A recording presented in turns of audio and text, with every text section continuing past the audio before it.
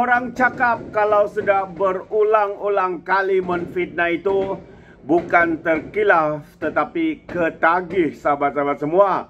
Ketagihan menfitnah, ketagihan yang paling berbahaya. Itu antara kenyataan daripada Norman Razwan. Jadi katanya rupa-rupanya perangai buruk Razman tidak disukai oleh sebilangan penyokong PAS. Bagi mereka ia sangat memalukan agama dan juga parti PAS. Dan sebenarnya juga berulang kali kita sudah beritahu PAS seolah identitikan parti mereka sebagai parti kaki fitnah oleh sebilangan rakyat Malaysia semenanjung ini. Sudah berjuta-juta duit penerima PAS membiayai saman tersebut, yang mana wang tersebut boleh digunakan untuk membantu kos kenaikan guru, gaji guru pasti yang berpendapatan mereka jauh lebih teruk daripada pekerja Bangladesh, Nepal, Indonesia, Filipina dan lain-lain, kata Norman. Jadi gaji RM600 tidak cukup biaya sewa rumah di era sekarang ini. Patutnya wang hasil fitnah tersebut yang duit pun berjuta-juta habis dan dosa yang tidak diampun pun dapat digunakan untuk kebajikan PAS, untuk kebajikan ahli-ahli PAS. Razman adalah seorang pemimpin PAS yang paling banyak kes fitnah.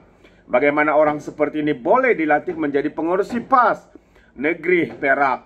Adakah PAS ketandusan pemimpin hingga sanggup gagalkan Razman? Kata Norman Razwan lagi.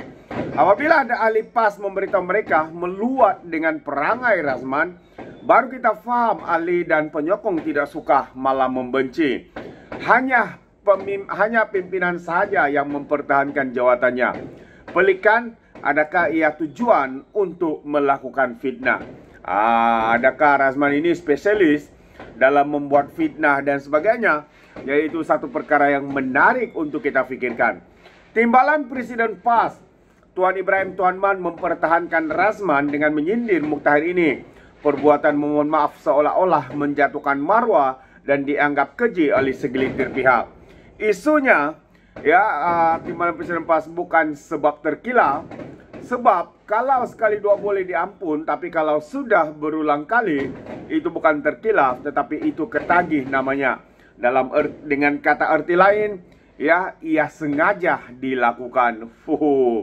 Itu antara satu ulasan yang singkat, tapi yang begitu padu dan pedas sekali ya. Yang dikatakan oleh Norman Razwan ini.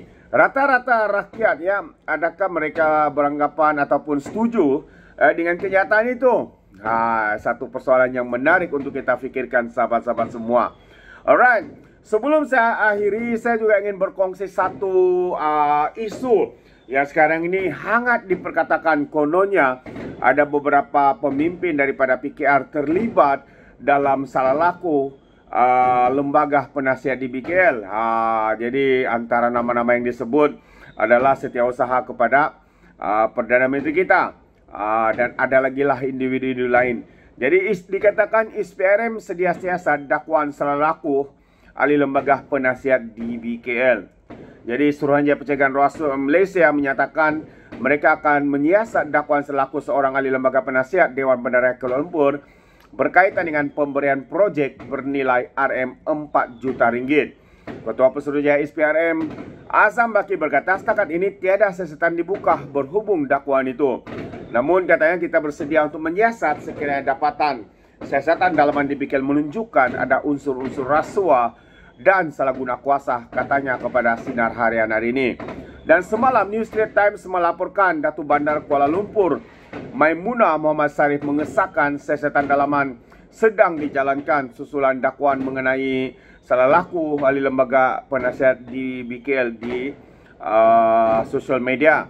Jadi isu itu berkaitan pemberian projek bernilai RM4 juta yang didakwah tidak dilakukan melalui proses tender terbuka.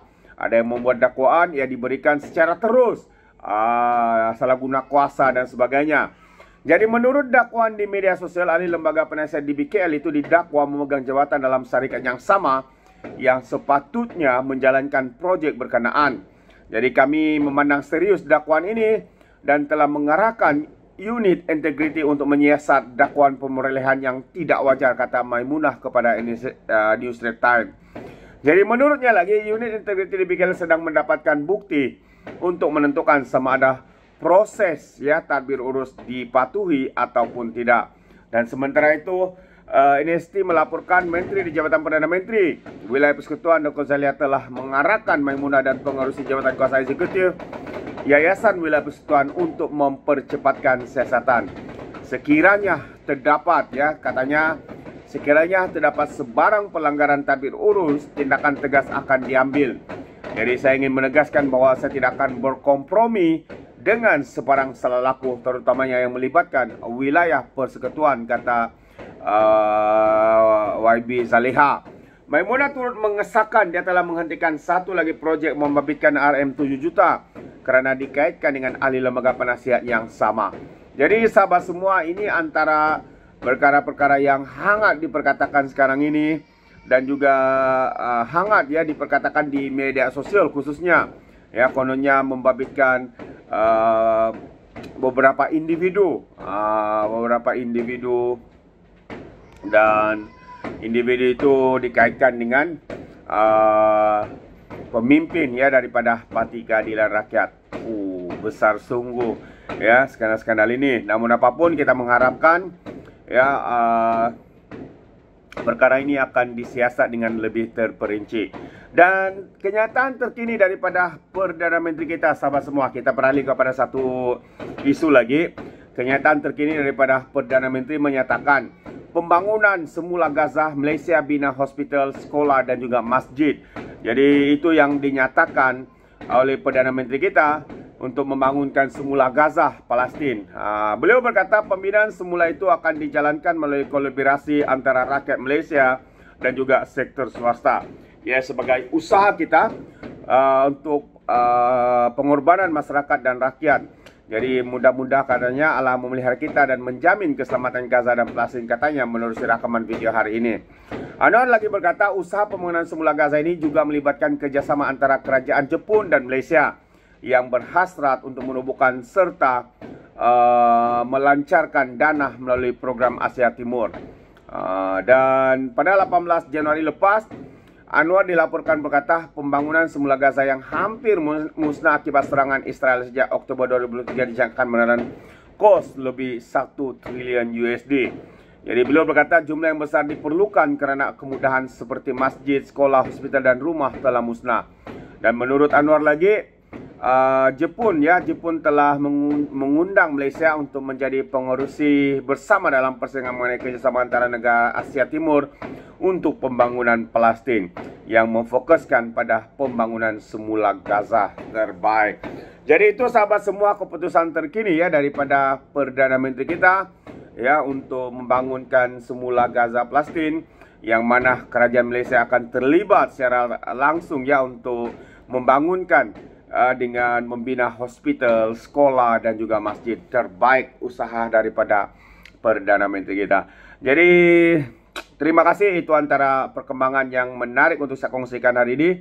Sekiranya Anda memberikan sebarang komen, pandangan yang Anda berikan di dalam ruangan komen. Jadi izinkan saya untuk mengundurkan diri. Dan seperti biasa, peribahasa mengatakan tapapun kangkap, 2 ton keinginan. Dalam bahasa Melayunya, tepuk dadah, tanya selera. Sekian daripada Alright Nampak Channel. Saya kita berjumpa lagi. Bye-bye.